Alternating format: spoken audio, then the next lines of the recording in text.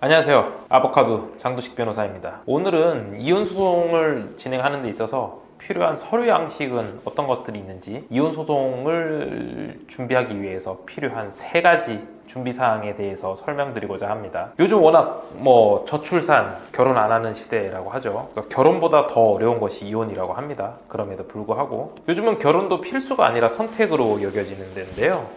이혼 소송을 하기로 결심을 했다면 제대로 준비를 해야 된다고 생각합니다. 어떤 의뢰인들 같은 경우에는 변호사 선임을 하기만 하면 그 뒤에 과정에 대해서는 신경을 안 쓰시는 분들이 있어요. 이렇게 선임만 하고 사건에 대해서 신경 쓰지 않는다면 아무리 유능한 변호사를 선임하더라도 재판에서의 승패를 장담할 수 없습니다. 왜냐하면 변호사는 내가 선임을 한 소송 대리인이죠. 그러니까 결국 나의 주장을 어떤 법률 문장으로 변환을 해서 재판장한테 이제 나의 주장을 설명하고 설득하는 역할을 하는 나의 대리인이라는 점을 잊어서는 안 됩니다. 그러니까 변호사의 연락을 기다리는 수동적인 자세가 아니라 적극적으로 내가 이제 소송에 참여해야 된다는 사실을 잊어서는 안 될 거예요. 그렇지 않고 그냥 방치만 할 경우 이혼 소송에서 변호사를 선임하더라도 처음에 의도했던 것과 다른 형태로 결과가 나타날 수 있습니다. 그렇다면 이혼 소송을 준비하기 위해 필요한 3가지 준비 사항이 뭔지 한번 설명드려 보겠습니다. 첫 번째는 부지런한 증거 수집이 필요합니다. 부부 사이가 좋을 때는 배우자와 나누는 어떤 일상적인 대화를 녹음하거나 혹은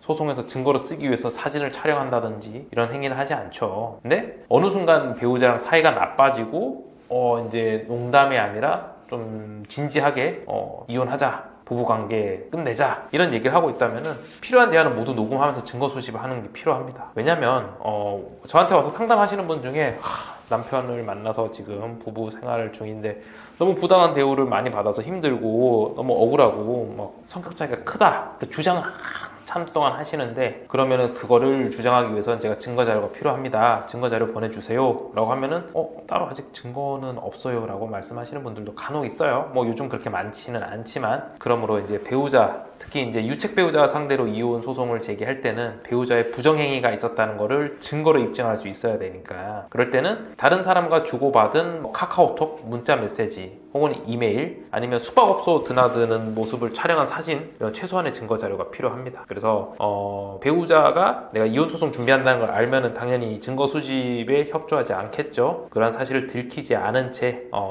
준비를 하기 위해서는 증거 자료를 수집을 해야 된다. 두 번째, 이혼 소송에서 내가 달성하고자 하는 목표를 명확하게 설정해야 됩니다. 예를 들어서 나는 단순히 재산도 필요 없고 아이가 있는데 아이의 양육권이나 친권도 필요 없다, 그냥 어차피 이제 남남으로 떨어져 산 지 오래됐으니까 이혼만 원한다, 그럼 단순히 이혼 청구의 인용만 주장할 수도 있는 거고, 아니면 이혼도 하고 싶지만은 그걸 떠나서 나의 목표는 이 재산 분할을 통해서 많은 재산을 이제 갖고 싶다, 기여도를 많이 인정받고 싶다, 이걸 주장하고 싶은 건지, 아니면 재산은 욕심내지 않더라도 아이의 친권과 양육권은 꼭 내가 갖고 와서 내가 기르고 싶다, 이런 그 각각의 그 위자료 청구도 있고 소송물에 따라서 우선순위가 달라져요. 그러면은 다른 건 몰라도 내가 이거를 양보했을 때 절대 양보할 수 없는 거는 어떤 거다에 대한 우선순위를 먼저 정해야 돼요. 왜냐면 부부관계를 해소하는 이혼 소송에서 법원에서는 조정 절차로 해결하는 경우도 많아요. 그러면은 한 자리에서 끝낼 수 있어요. 판사 조정관이 앉아있고 이제 원고,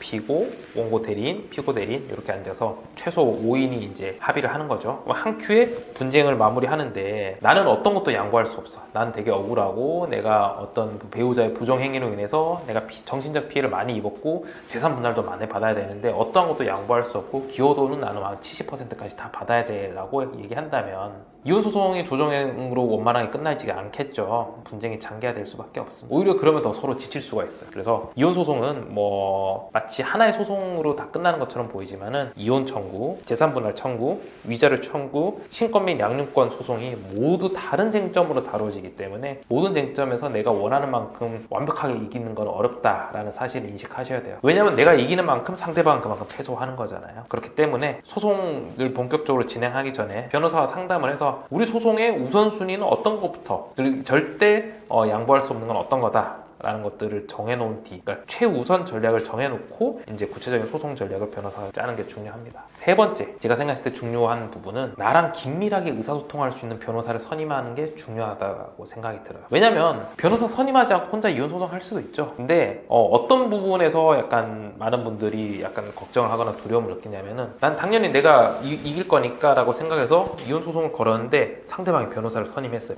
덜컥 겁이 나죠. 배우자는 변호사를 선임했는데 그렇지 않아서 나는 지는 건가? 우려하는 경우가 많다고요. 특히 이혼 소송은 대부분 경험이 없고 재판 절차가 되게 낯설기 때문에 묻고 답하는 거에 있어서 아주 막막함도 많이 느끼고 어떤 절차에 대한 낯선 부분이 되게 커요.